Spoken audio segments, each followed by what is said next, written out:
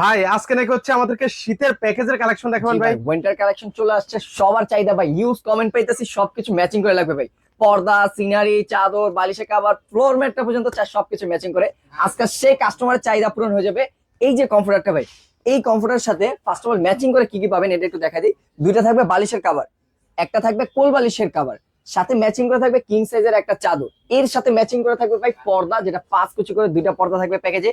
এর সাথে ম্যাচিং করে আরো সুন্দর থাকবে যেটা হচ্ছে ফ্লোর ম্যাট, যেটা শীতের সব থেকে আরামদায়ক থাকবে।